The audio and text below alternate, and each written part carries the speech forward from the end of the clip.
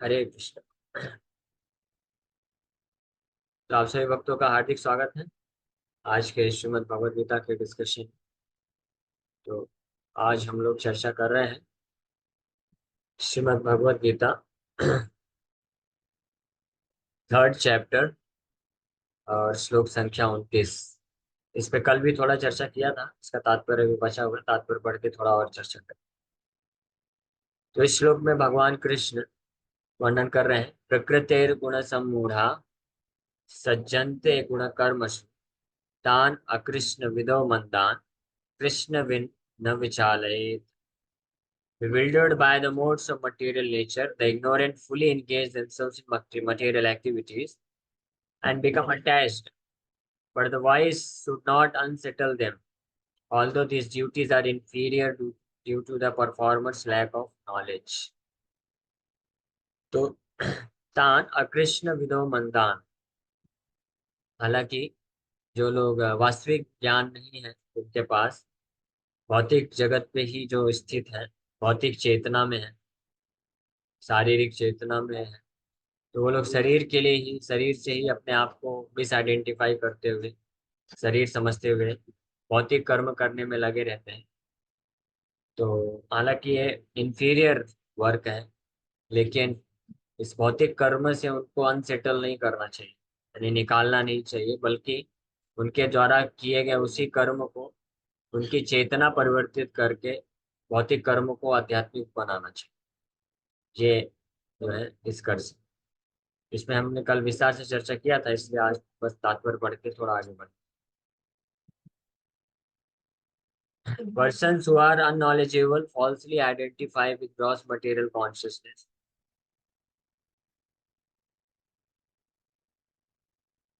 and are full of material designations. This body is a gift of the material nature, and one who is too much attached to the bodily consciousness is called manda, or a lazy person without understanding of spirit soul. ऐसे लोग जिनके पास गीता भागवत का ज्ञान नहीं है, वो अपने आप को इस भौतिक शरीर से ही संबंधित समझते हैं, अपने आप को भौतिक शरीर समझते हैं और इस भौतिक जगत की अलग अलग प्रकार की उपाधियों को ही वास्तविक मान करके इस प्रकार से जीवन यापन करते हैं, कर्म करते हैं। वो ये नहीं जान पाते हैं कि ये जो मनुष्य शरीर मिला है, ये भगवान की तरफ से एक गिफ्ट है, जिसका इस्तेमाल करके व्यक्ति जो है आध्यात्मिक साक्षात्कार प्राप्त कर सकता है। तो इस मनुष्य शरीर के महत्व को ना जानने के कारण और आध्यात्मिक जगत के महत्व को ना जानने के कारण व्यक्ति लेजी हो जाते हैं, मंद होते हैं स्पिरिचुअल एक्टिविटीज के लिए, आध्यात्मिक कार्य के लिए।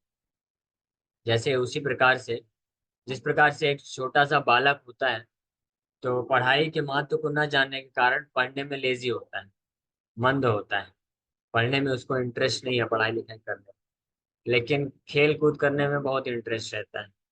हाँ। तो हमारी भी स्थिति ऐसी ही है कि जब प्रॉपर नॉलेज नहीं रहता है, सही रूप से ज्ञान नहीं रहता है, तो माला लेके हम बैठते हैं तो मंद हो जाते हैं, लेजी हो जाते हैं। एक दो माला, तीन माला करने में ही हमको बोर होने लग जाते हैं और आलस आता है। लेकिन वही अगर भौतिक कार्य कोई करना है जहाँ पे अच्छा पैसा कमाने को मिलेगा, तो वहाँ पे बहुत एक्टिव हो जाते हैं। 8 घंटे, 2 घंटे तो क्या, 10-10 घंटे, 15-15 घंटे भी कार्य कर सकते हैं।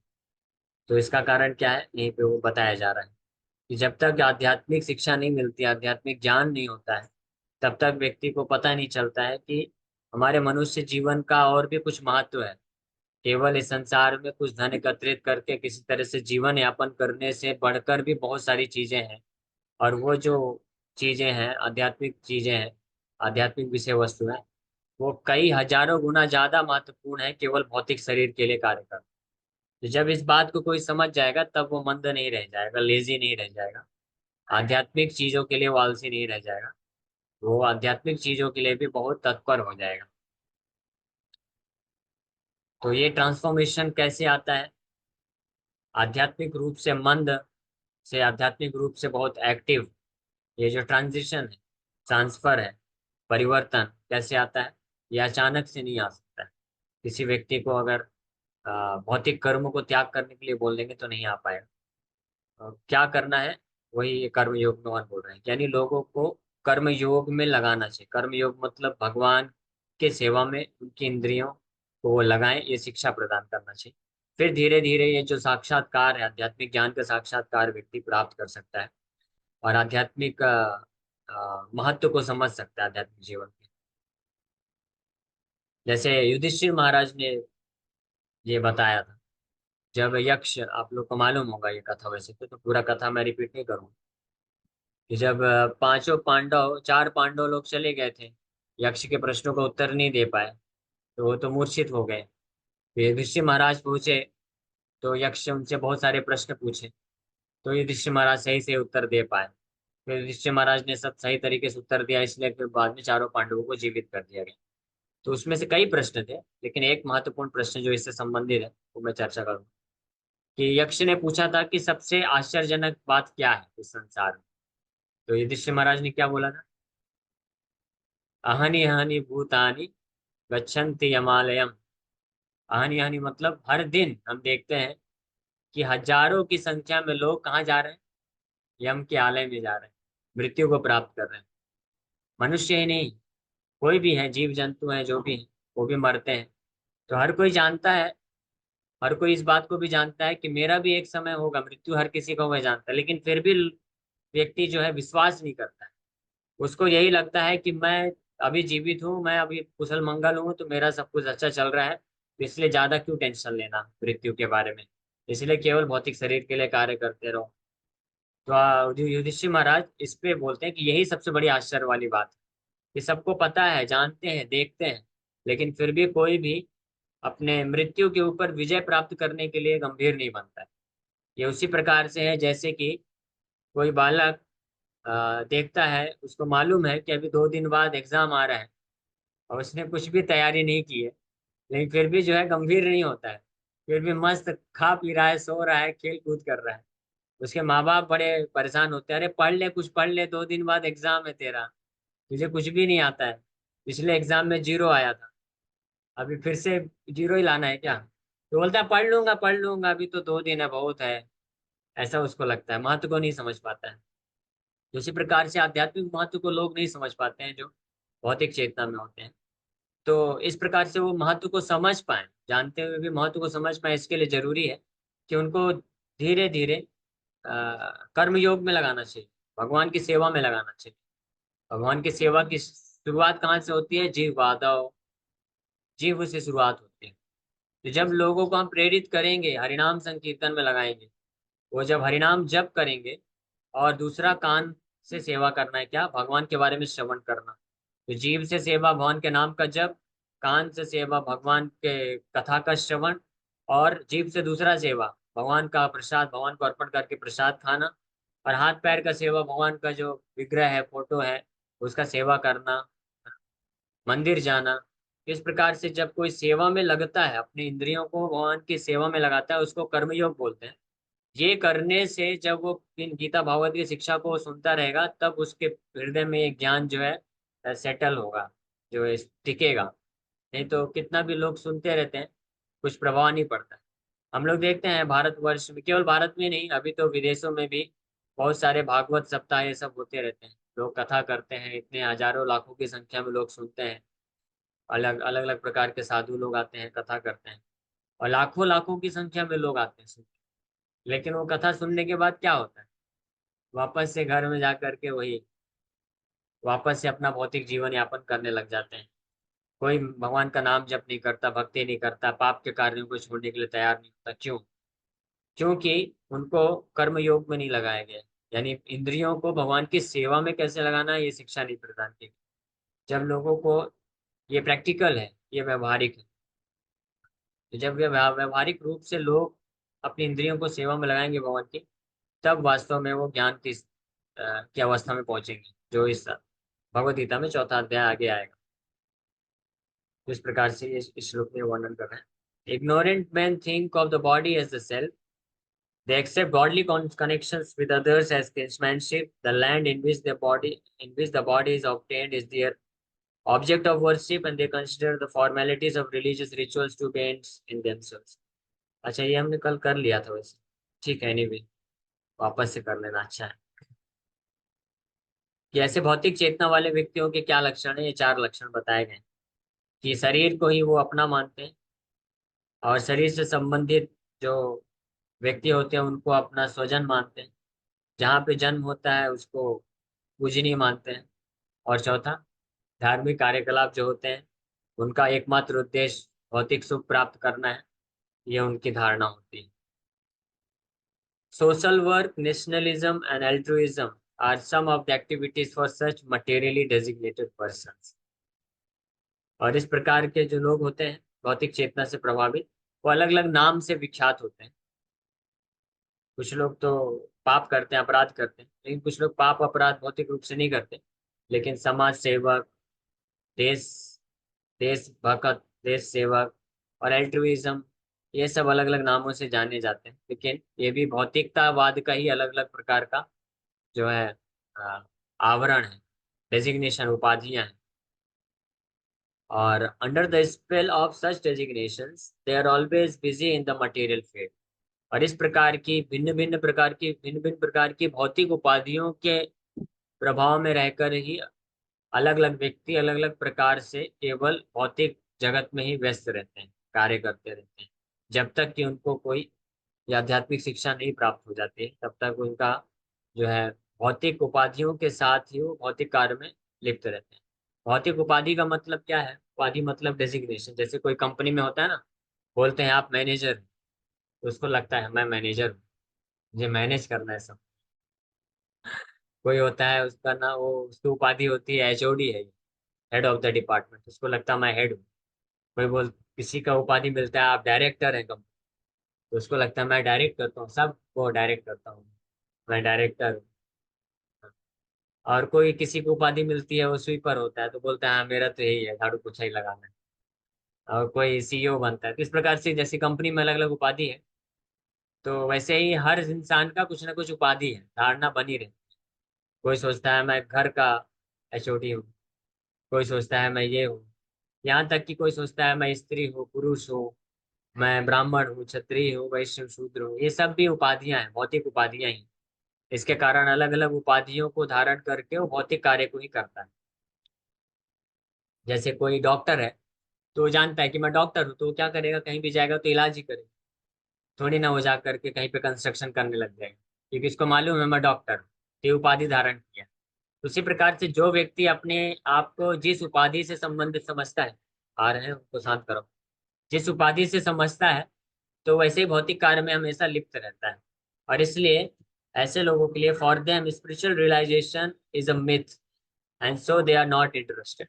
इसलिए इस प्रकार के भौतिक उपाधियों में ही प्रभावित होने के कारण आध्यात्मिक साक्षात्कार जो हो जाता है उनके लिए मनगढ़ंत हो जाता है, और इसलिए उसमें वो रुचि नहीं दिखाते हैं, और आध्यात्मिक जीवन के लिए वो आलसी हो जाते हैं। और फिर बोलते हैं किसने देखा है मृत्यु के बाद क्या होता है, जो है सब स्वर्ग नरक यहीं पे है, ऐसे ऐसे करके बोलते हैं। और वो बोलते हैं कि खा जीवन का उद्देश्य बस यही है, खाओ पियो मौज करो, कौन भगवान को देखा है। तो इस प्रकार की धारणा वो लोग बना लेते हैं भौतिक चेतना में दूषित होने के कारण।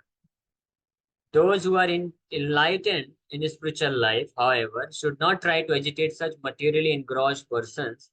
Better to prosecute one's own spiritual activities silently.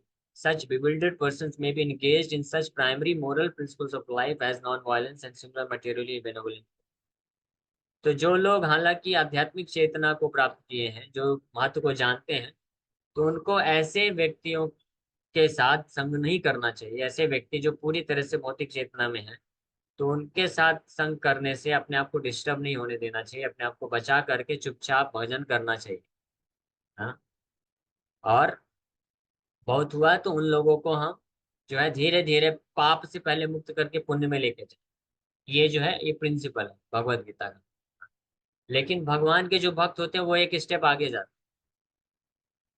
तो भगवान तो हालांकि बोल रहे हैं कि जो लोग भौतिक चेतना से दूषित है, भौतिक जगत में पूरी तरह से लिप्त है, उनको इसलिए आध्यात्मिक स्पिरिचुअल रियलिटी जो है, आध्यात्मिक जो सत्य है, वो एक मिथ लगता है, झूठा लगता है, वो लोग जानते नहीं। हाँ? जैसे अगर कोई व्यक्ति, हाँ, घर के चार दीवारी में बंद है, तो बाहर सूरज निकला है उसको विश्वास नहीं होगा, वो नहीं जान पाए, क्योंकि अंदर बैठा हुआ अंधेरा अंधकार में। जैसे मान लीजिए कोई छोटा सा कीड़ा है, वो रात में पैदा होता है, रात में ही वो बढ़ता है, उसका विवाह होता है, बच्चे आते हैं, उनका भी पालन पोषण करता है, रात में ही बूढ़ा होके मर जाता है। तो रात में ही बस सब कुछ होता है उसका। उसने कभी सूरज देखा नहीं। तो अभी उसको कोई दिन का कीड़ा करके बोलेगा कि देखो भाई सूरज भी होता है, उजाला भी होता है, बहुत बड़ा आग का गोला है सूरज, तो उसको विश्वास नहीं होगा, क्योंकि वो अंधकार की चेतना, अंधकार में ही पूरी तरह से मग्न है। तो उसी प्रकार से जो भौतिक चेतना में पूरी तरह से डूबे रहते हैं, तो वो आध्यात्मिक सत्य को कभी समझ नहीं पाते हैं, उनको कितना भी प्रूव कर दिया जाए। तो इसलिए उनमें समय व्यर्थ ना गवा करके भगवान यहाँ पे सजेस्ट कर रहे हैं कि आप अपना भजन चुपचाप करते रहो, अपने आप को बचा लो। तो इसलिए ये इंस्ट्रक्शन है। बट भगवान के जो भक्त होते हैं वो अपना भजन बहुत अच्छे से तो करते ही हैं, साथ ही साथ में वो थोड़ा सा आध्यात्मिक, ये दो नाव है। हाँ, एक नाव है, मान लीजिए आध्यात्मिक जगत, भक्ति जो है एक नाव के समान है, जिसमें भक्त लोग अपना भजन कर रहे हैं, अपने आप को बचा के लेके जा रहे हैं। लेकिन उसमें से कुछ कुछ भक्त लोग जो थोड़ा सा अच्छे से अपने आप को नाव से लगा लेते हैं, कनेक्ट करके रखते हैं, तो वो एकाध एकाध जो है ऐसे जंप भी मारते हैं कुछ पहन के, कि चलो कुछ दो चार लोग को ही बचा लेते हैं, तो उनको भी नाव में डाल देते हैं, है ना। लेकिन पूरा अगर जंप मार देंगे तो फिर फंस जाएंगे। तो भगवान उस तरह से यहाँ पे समझा रहे हैं कि better to execute one's own business silently. इसलिए अगर हम किसी को प्रचार करते हैं और उनको इंटरेस्ट नहीं है, वो नास्तिक हैं, ईर्ष्यालु हैं, ईर्ष्या रखते हैं, अपराध करते हैं भगवान के प्रति, भक्ति के प्रति, तो उनको फिर ज्यादा नहीं प्रचार करना चाहिए, उनको बोलना नहीं चाहिए ज्यादा। इससे अच्छा है चुपचाप अपना भजन करना चाहिए। उनको क्या करना चाहिए, उनको भगवान का प्रसाद खिलाना चाहिए, लो प्रसाद खाओ, प्रसाद मना नहीं करेंगे, प्रसाद खा खा के धीरे धीरे शुद्ध हो जाएगा। Man who are ignorant cannot appreciate activities in Krishna consciousness, क्योंकि जो लोग इस प्रकार से अज्ञानता में हैं, वो कृष्ण भावनामृत के कार्यकलापों को कभी अप्रिशिएट नहीं कर पाएंगे, समझ नहीं पाएंगे। उनको लगेगा ये क्या है, ये लोग दिन भर हरे कृष्णा लेके बैठे रहते हैं, हरे कृष्णा हरे कृष्णा। हम लोग मेट्रो में आ रहे थे, हरे कृष्णा जप कर रहे थे, तो दो चार लोग घूर घूर के देख रहे थे, वो सोच रहे थे ये लोग क्या है, पूरा 20 मिनट से बस ये एक टक बिल्कुल हरे कृष्ण कृष्ण कृष्ण हरे हरे, हरे राम राम राम हरे हरे करते जा रहे हैं। तो वो सोच रहे हैं कि हम लोग मूर्ख हैं। और हम लोग जब कर रहे थे तो एक बात आदमी घूर घूर के देख रहा था। मैं सोच रहा था देखो ये मेरे को मूर्ख समझता है। लेकिन खुद ही मूर्ख है। क्यों? क्योंकि 20 मिनट भगवान ने दिया है, ट्रैवलिंग कर रहा है, चुपचाप मुंह बंद करके खड़ा है। इससे अच्छा जब कर सकता है ना, मुंह चला लेगा तो क्या नुकसान होगा। हरे हरे नाम ले सकता है, लेकिन उसको पता नहीं है। और वैसे तो 99% लोगों को तो कुछ पता नहीं है, 99% लोगों के हाथ में मोबाइल रहता है। वो बस वो ऐसे ऐसे करते हैं मोबाइल में, ऐसे ऐसे करते हैं, उल्टा वो लोग करते हैं, हाँ। और हम ऐसे ऐसे करते हैं, बस इतना ही अंतर है। तो वो लोग कभी अप्रिशिएट नहीं कर सकते कृष्ण भावना में, लेकिन उनमें से कुछ भाग्यशाली होते हैं जो, जिनको समझाया जा सकता है, समझने को तैयार है, जिज्ञासु है, तो उनको प्रचार करना चाहिए कि क्या हो। And therefore Lord Krishna advises us not to disturb them and simply waste valuable time। इसलिए ऐसे लोग जो कि नास्तिक हैं, ईर्ष्यालु हैं, जो बिल्कुल भी स्वीकार करने को तैयार नहीं है, तो उनको अननेसेसरी अपना माथा फोड़ के उनके सामने उनको उनको भी डिस्टर्ब नहीं करना चाहिए, और सबसे ज्यादा अपना टाइम जो है अवेलेबल टाइम है उसको वेस्ट नहीं करना चाहिए। 1 घंटा हम किसी नास्तिक को पकड़ के उसको प्रूफ करने की कोशिश करेंगे, उससे अच्छा 1 घंटे में 8-10 माला जप कर। लेकिन इसका मतलब ये नहीं है कि प्रचार नहीं करना है। अगर कोई इच्छुक है, जिज्ञासु है, जो समझ रहा है, मानता है भगवान को, तो उसको टाइम देना चाहिए, प्रचार करना चाहिए, आगे कैसे बढ़ सकता है। But the devotees of the Lord are more kind than the Lord because they understand the purpose of the Lord. वही चीज आ गई। लेकिन भक्त लोग जो होते हैं एक स्टेप ज्यादा होते हैं, भगवान से ज्यादा दयालु होते हैं। हाँ, क्योंकि वो भगवान के उद्देश्य को जानते हैं। तो हालांकि भगवान यहाँ पे बोल रहे हैं अनसेटल मत करो, लेकिन भगवान के आंतरिक हृदय का बात क्या है कि भगवान चाहते हैं कि उनको धीरे धीरे उनको उनको एकाएक अनसेटल मत करो, उनको जाके पूरी तरह से फोड़ मत दो, लेकिन प्रयास करो चतुराई पूर्वक, और अपने अच्छे आचरण से, व्यवहार से, और महाप्रसाद दे करके, कीर्तन में सम्मिलित करके उनको धीरे धीरे कृष्ण भावनामृत में आगे बढ़ाओ। Consequently, they undertake all kinds of risks, even to the point of approaching ignorant men to try to engage them in the acts of Krishna consciousness, which are absolutely necessary for the human being। इसलिए भक्त लोग कई बार risk उठा करके भी प्रयास करते हैं प्रचार करने का, ताकि लोगों को कृष्णा कॉन्शियसनेस में नियुक्त किया जा सके। और यही कारण है कि देखिए आप समझ पाएंगे, ये 18वें अध्याय का जो 65 68 नंबर श्लोक के आसपास भगवान बोलते हैं कि जो मेरा प्रचार करते हैं वो भक्त मुझे बहुत प्रिय है। तो ये तीसरे अध्याय से कनेक्शन है, क्योंकि तीसरे अध्याय में भगवान बोल रहे हैं कि जो लोग बहुत ही ज्यादा नास्तिक हैं, ईर्ष्यालु हैं, और स्वीकार नहीं कर सकते हैं, भौतिक बंधन में फंसे हुए हैं, तो उनको अननेसेसरी उनके पास जा करके अपना टाइम वेस्ट नहीं करना चाहिए और अपने आप को रिस्क में नहीं डाल देना चाहिए। तो ये भगवान जानते हैं, इसलिए यहाँ पे बोल रहे हैं। लेकिन भक्त लोग एक स्टेप जा करके रिस्क लेकर भी प्रचार का कार्य करते हैं, इसलिए भगवान सोचते हैं देखो मेरे ये भक्त कितने महान हैं, इसलिए बहुत डियर हो, बहुत प्रिय हो जाते हैं भक्त लोग भगवान के कारण। ओके, तो यहीं पे हम लोग इस श्लोक पे विराम करेंगे। Thank you very much.